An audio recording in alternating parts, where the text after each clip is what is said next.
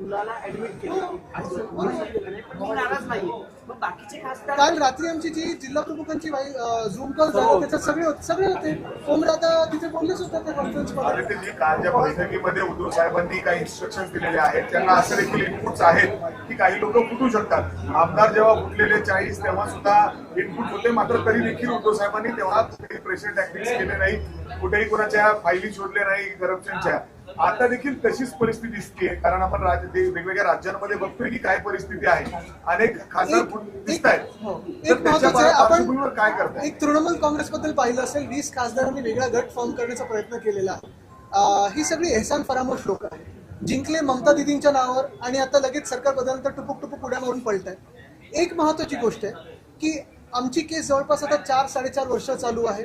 राष्ट्रवादी काँग्रेसची देखील केस तेवढीच वर्ष चालू आहे. तसं पाहायला गेलं तर संविधानामध्ये ही खूप मोठी तरतूद आहे, मोठी घटना आहे की एखाद्या पक्षाचं फुटून चोरून कोणीतरी ते नाव चोरू शकतं, निवडणूक आयोग त्यांना सिंबल देखील देऊ शकतं. ही खूप मोठी गोष्ट आहे. आमचं म्हणणं एकच आहे, आत्ताचे जे पूर्ण आदर ठेवून सांगतो सरन्यायाधीश आहेत त्यांच्या म्हणण्याशी आम्ही पूर्ण सहमत आहोत की justice delayed is justice destroyed. आणि तो जस्टिस डिस्ट्रॉय होताना दिसतोय का आपल्या देशामध्ये? आपलं लोकशाही डिस्ट्रॉय होत दिसतंय का? बरं, ह्याच्यावर पण आपण विचार करणं गरजेचं आहे. मागच्या वेळी जी चूक झाली ती यंदा होऊ नये म्हणून काही कायदेशीर बाबींचा अभ्यास केलाय का? मला वाटतं मागच्या वेळी जी चूक झाली, आपण पाहत असाल रिव्हरफ्रंट डेव्हलपमेंटचा प्रोजेक्ट जो होता तो आपण विश्वास ठेवून लोकांनी पुढे जाऊ दिला. आता ती चूक दिसते. तर आता रिव्हरफ्रंट डेव्हलपमेंटवर आता आमची चर्चा झाली. एम्प्रेस गार्डन मध्ये घुसण्याचा प्रयत्न आहे, त्याच्यावर आमची चर्चा झाली. बेताल टेकडीवर आमची चर्चा झाली. हे सगळं आहे. मला वाटतं आपण एका विषयावर जास्ती चिकटून न राहता, ऐका ना, मला तर बोलू द्या पूर्ण. महत्वाची गोष्ट एकच आहे की ह्या एका राजकीय गोष्टीवर चिकटून न राहता महाराष्ट्रात अनेक विषय, देशात अनेक विषय आणि त्याच्यावर पण आपण चर्चा करणं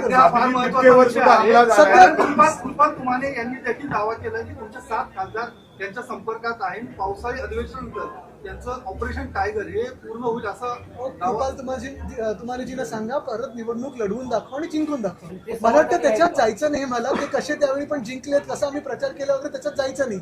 मुद्दा हाच आहे. मी तुम्हाला सांगते, ह्या राजकीय घडामोडी ज्या आहेत, पक्ष तोडण्याच्या, पक्ष फोडण्याच्या, कोण कुठे उड्या मारते, कोण काय होतंय, हे देशात सगळीकडे चालू बरोबर आहे. 2/3 मेजॉरिटी प्राप्त करण्याचा भाजपचा प्रयत्न आहे, पण ते पुढे गेल्यानंतर काय काय होणार आहे? प्रेस फ्रीडम मध्ये आपण आता कुठे आहोत? डेमोक्रेसीमध्ये कुठे आहोत? आपण जगातली सर्वात मोठी लोकशाही होतो आता आहे असं वाटत नाहीये. आणि देशात एका बाजूला जर आपण नुसतं ही राजकीय चर्चा बोलत राहिलो आणि लोकांच्या विषयावर चर्चा नाही केली तर लोक आम्हाला निर्लज्ज समजतील. आज वाढते ते महागाई वाढत आहे. आज आपण पाहतोय नीटचा पेपर फुटतोय. आज सीबीएसईचा पेपरमध्ये गोळ झालेला तो पाहतोय. महागाई सोबत गॅस, डिझेल, पेट्रोल काय इथेनॉलचं भूत लोकांसमोर लावलेलं आहे. आता हे करत असताना जर आम्ही नुसतं राजकीय बोलत राहिलो तर लोक बोलतील आम्ही तुम्हाला तरी मतदान करतो. डायरेक्टली पण बोलतात.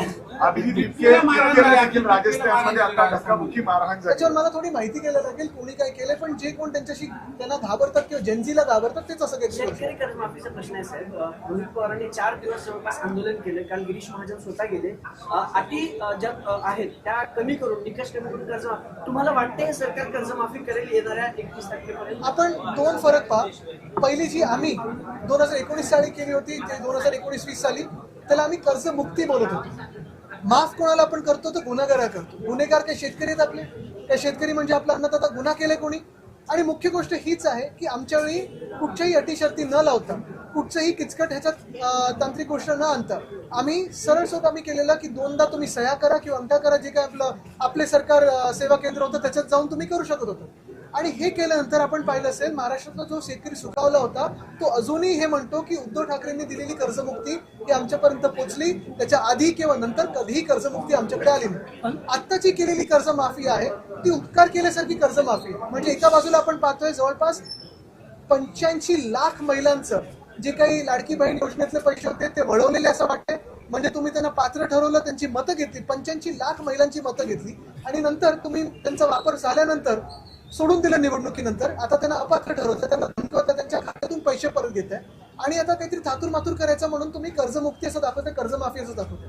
आमची देखील आंदोलनं सगळीकडे होतात, जिल्ह्यात होतात. शिवसेना उद्धव बाळासाहेब ठाकरे पक्षाकडून मोठी तीव्र आंदोलन देखील होणार आहेत. आमचं म्हणणं एकच आहे, कुठची अट न ठेवता, कुठची शर्त न ठेवता तुम्ही ही कर्जमाफी शेतकऱ्यांसाठी केली पाहिजे.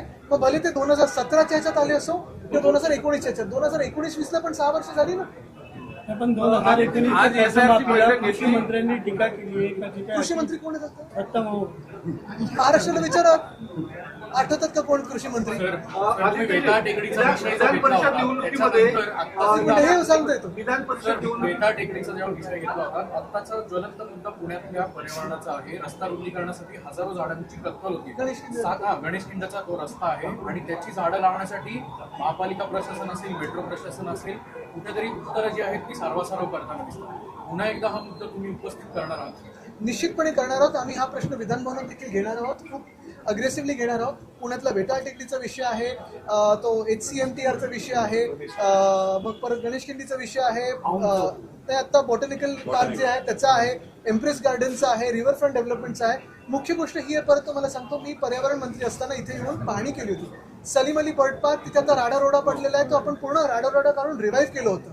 रिव्हरफ्रंट डेव्हलपमेंट तो विषय थांबवून खऱ्या काय ब्लू लाईन रेड लाईन आहेत ते आपण रिवाईव्ह करत होतो. तो अभ्यास करून मग आपण रिव्हरफ्रंट डेव्हलपमेंट खरं जे आहे सस्टेनेबल डेव्हलपमेंट, शाश्वत विकास, तो आणणार होतो. तसंच वेताळ टेकडीला मी पूर्णपणे स्थगित केलं होतं आणि सरकार असो किंवा नसो त्या विषयाला आम्ही चिकाटीने घेऊन, जिद्दीने घेऊन लढत आहोत. आता पुढे हे जे काही विषय गणेश खिंडीचा असेल किंवा आतापर्यंत गेल्या 4 वर्षामध्ये किंवा गेल्या 10 वर्षामध्ये जेवढे काही मोठे प्रकल्प आलेले आहेत, ह्याचं एफॉरेस्टेशन कुठे झालंय का, ट्रान्सप्लांट झालं असेल तर ती स्कॅम झालंय की खरोखर ट्रान्सप्लांटेशन झालंय, हे पण माहिती घेणं गरजेचं आहे. साहेब, पुण्यावर पाणी कपातीचं संकट, पाणी कपातीचं संकट आहे पुण्यावर. आजपासून 1 दिवसाआड पाणी आहे. जलसंपदा मंत्री सांगतात की 21 ऑगस्ट पर्यंत पुरेल इतकं राज्यात पाणी आहे, धरणसट आहे. मग घोडं कुठं अडते आता दोन्ही गोष्टी बघा तुम्ही. एका बाजूला सरकार आपल्याला सांगतं विजेचं पण सरप्लस आहे, नेट सरप्लस आहे, पण लोड शेडिंग चालू आहे, ट्रिपिंग चालू आहे. दुसऱ्या बाजूला आता हे जे काही सांगतात की ऑगस्ट पर्यंत पाणी पुरेल असं एवढं पाणी आहे, पण आता पुण्यात 1 दिवस आड म्हणजे कदाचित इथेनॉलला जास्ती पाणी देतील अशी भीती वाटायला लागली, कारण इथेनॉल तर 100% फाईल साईन झाली. पण मुख्य गोष्ट ही आहे की कदाचित सरकार आज रात्री येऊन 8 वाजता तुम्हाला आश्वासित करेल की पुरेसं पाणी आणि पुरेसं वीज हे तुम्हाला 2047च्या साली 100% मिळेल.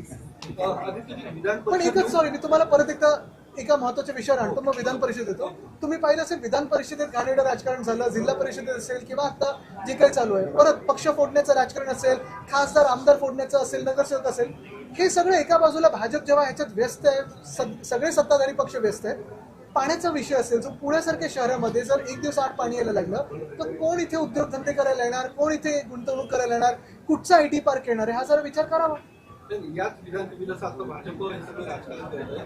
मात्र तुमच्याच महाविकास आघाडीमुळे घटक पक्ष शरद पवार गटाच्या उमेदवारांनी इथे माघार घेतली. त्यावरून तुमचे शहर प्रमुख म्हटले की आमच्या पाठीत खंजीर खूप असला आणि आता महाविकास आघाडीतून बाहेर पडण्याची